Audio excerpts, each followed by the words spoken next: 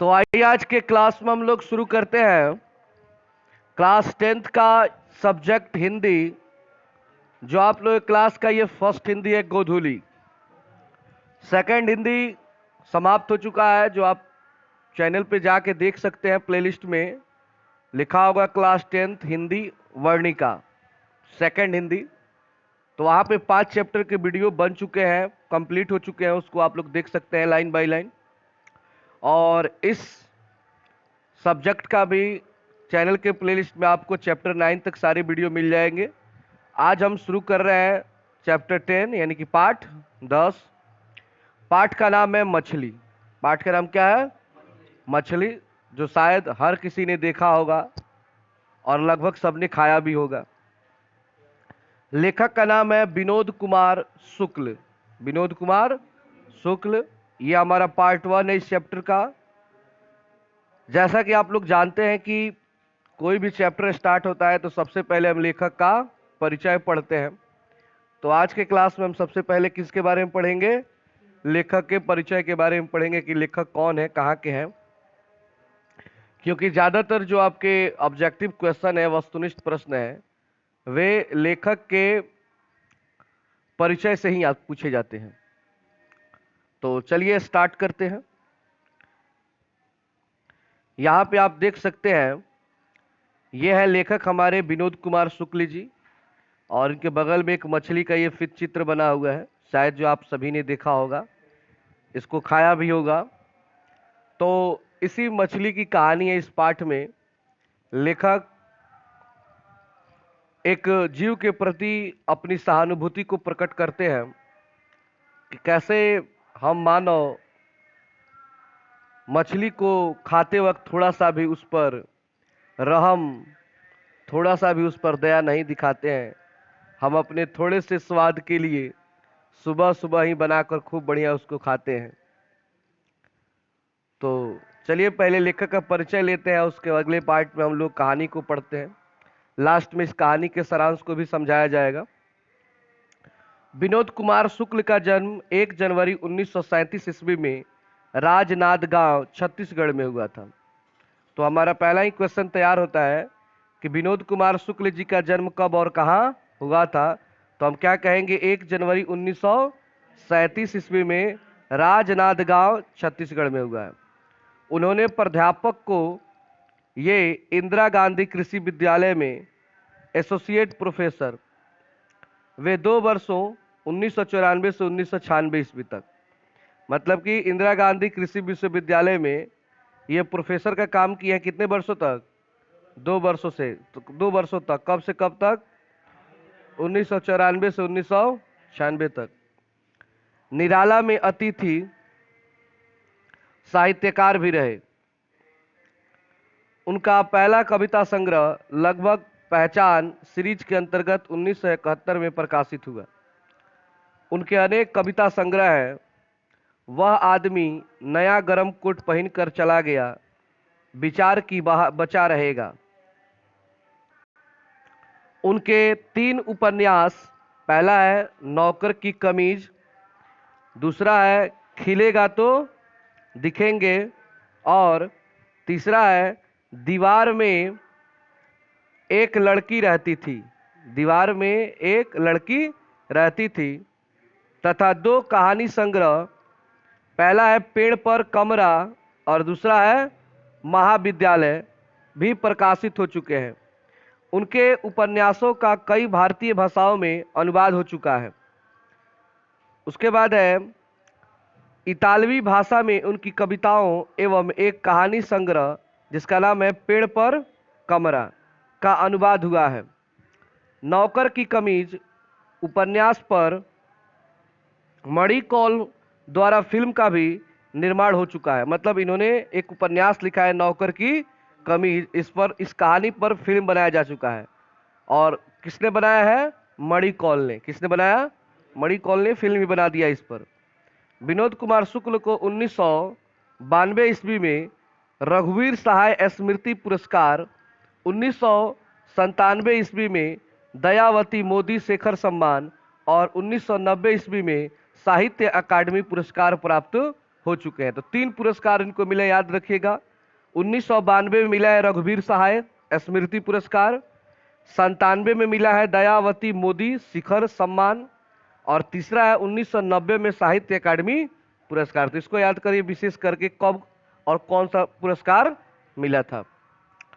अगला पैराग्राफ है, 20वीं सदी के 7वें-8वें दशक में विनोद कुमार शुक्ल एक कवि के रूप में सामने आए थे। किस सदी के 7वें-8वें दशक में? 20वीं सदी के। 20वीं सदी का अर्थ हुआ 1900 ईस्वी, और इसका 7वां-8वां दशक का अर्थ हुआ कि मतलब कि 1970 से 1980 और 1980 से 1990 के बीच की बात की जा रही है।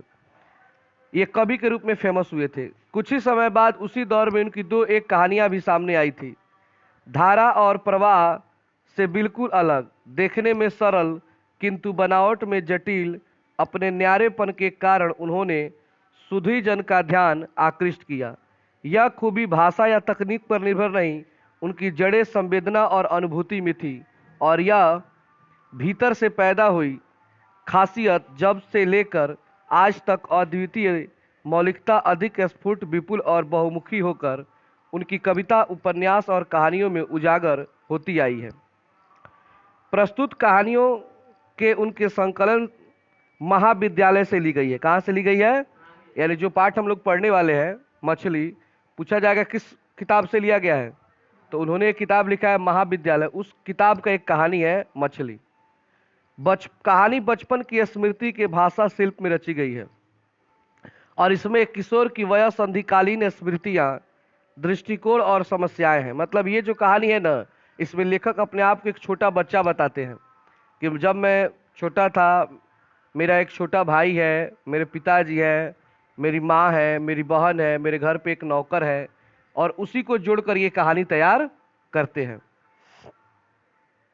कहानी एक छोटे शहर के निम्न मध्य वर्गीय परिवार के भीतर वातावरण, जीवन यथार्थ और संबंधों को आलोकित करती हुई लिंग भेद की समस्या को भी स्पर्श करती घटनाएं, जीवन प्रसंग आदि विवरण एक बच्चे की आंखों को देखे हुए और उसके मित कथन से उपजी सादी भाषा में कहानी समन्वित, प्रभावित, गहरा और संवेदनात्मक है।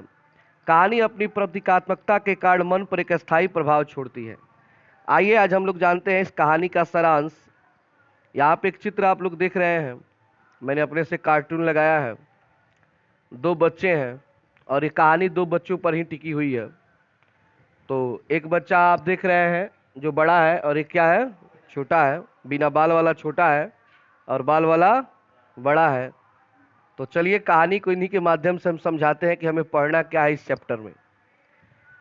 कहानी देखिए होता ये है कि लेखक जो है उनका नाम है इसमें नरेन। लेखक का नाम क्या है?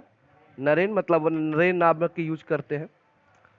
और लेखक के छोटे भाई का नाम है संतु। क्या नाम है? संतु। 2 भाई हैं, उनकी एक बहन भी है, एक माँ है, पिताजी हैं, और परिवार में एक भग्गू नाम का नौकर है। भग्गू नाम का नौकर है। इतने पात्र हैं इस कहानी में। कहानी शुरू होता है जब पिताजी कहते हैं अपने दोनों बेटों से कि झोला ले लो, चलो हमारे साथ बाजार, मछली खरीद देंगे और तुम लेकर घर आना। और भग्गू से बोल देते हैं, यही नौकर से, कि खूब बढ़िया तेल मसाला लगा के बढ़िया से तार उड़ के बना के रखना, हम आएंगे बाजार से तो खाएंगे। घर में जो है मछली केवल पिताजी ही ज़्यादा चाव से खाते थे। जो इनकी बहन है, इन दोनों भाइयों की बहन है, चाहे इन दोनों की माँ है, वो मछली नहीं खाते। बहुत लोग मछली नहीं खाते हैं घर में। ये दोनों झोले लेकर निकल जाते हैं बाजार, और जाते हैं तो वहाँ पे पिताजी 3 मछलियाँ खरीदते हैं। कितनी मछलियाँ खरीदते हैं? ये लोग बड़े उत्साह से उन मछलियों को झोले में रख लेते हैं, और पिताजी बोलते हैं कि जाओ घर पे दे देना, कह देना भग्गू से बना देने के लिए। आप लोगों के साथ भी ऐसा होता है कि आपके पिताजी या जो भी गार्जियन है वो कभी कभी बाजार में होते हैं तो फ़ोन करके बुला लेते हैं, ऐ तनी आओ सामान कीन दे, तनी ले ले जा, तनी हमारा टाइम लगी अभी। ऐसा होता है कि नहीं होता है? कभी ना कभी हुआ होगा। आप चले जाते हैं, सामान लेकर चले आते हैं। तो यहां पर भी ये दोनों तीनों मछलियों को झोले में रखकर अपने घर की ओर निकल जाते हैं। और मछलियां जो है उसमें से 2 जिंदा है और 1 मरी हुई है। तो संतू और लेखक के बीच यानी नरेन के बीच बातचीत होती है रास्ते भर। उसी का एक प्रसंग है ये।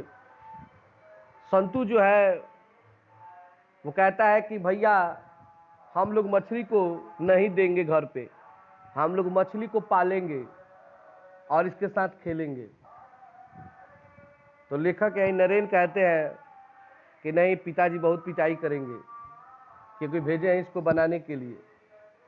तो कहता है नहीं भैया, कम से कम 1 मछली रखा जाएगा। तो देखते हैं कि 2 मछली कूद रही है, 1 मछली अस्थिर पड़ी हुई है। इसका अर्थ है कि वो क्या हो गई है? मर गई है। तब तक ये दोनों मछलियां निकलने का प्रयास करती हैं झोले से। आप लोग भी देखे होंगे कि अक्सर मछलियां निकलने का प्रयास करती हैं किसी चीज से, बड़ी कूदती है क्योंकि वो पानी के बिना जिंदा नहीं रह सकती हैं। इस बात की जानकारी लेखक को है। तब तक बारिश होने लगती है।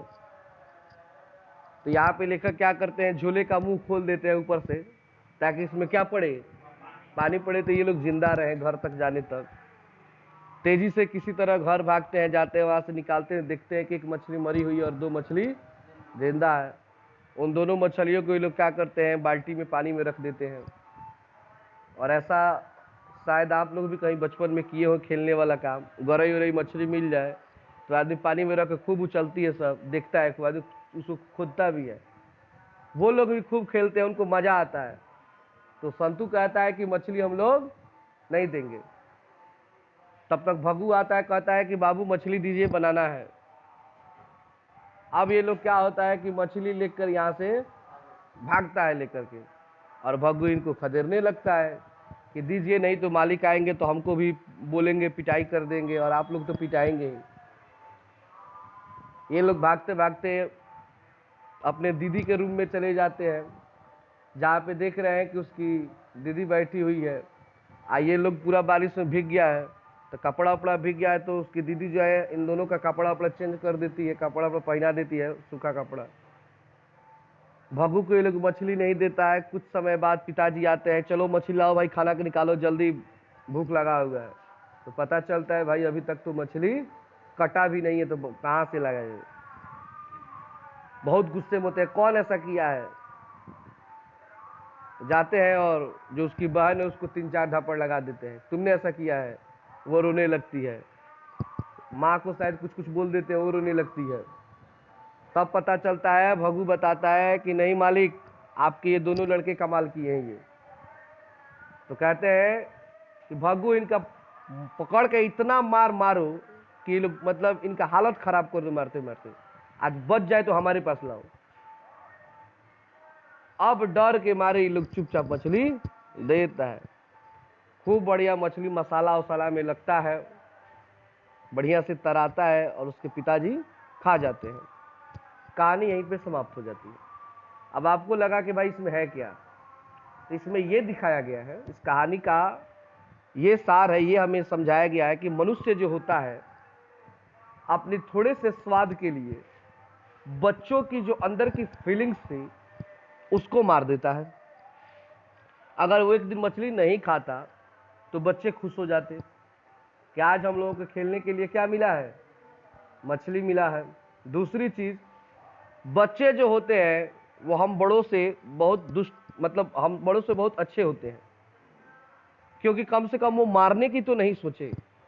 और हम बड़े उसे लाते ही केवल जब मछली आ गया तो समझ लिए दिमाग में चलने लगता है कितना मसाला, कितना तेल है, कोई पीस, लोग माइंड में बैठा लेते हैं। तो बड़ी ही हमारी मनुष्य होने की एक बहुत बड़ी कमियां है कि हम किसी जीव पर दया नहीं दिखाते हैं, चाहे वो कोई मछली है चाहे कोई भी जीव है। हम किसी को भी मार कर खाने में टाइम नहीं लगाते हैं। तो बस यही कहानी का उद्देश्य है कि हमें जीवों पर दया करनी चाहिए। अगर बच्चे किसी चीज से खुश होते हैं तो कोशिश करना चाहिए कि कुछ वक्त तक वे लोग खुश रहे उस चीज़ से। बस यही कहानी का सारांश है। तो कल की क्लास में हम इसको पढ़ेंगे।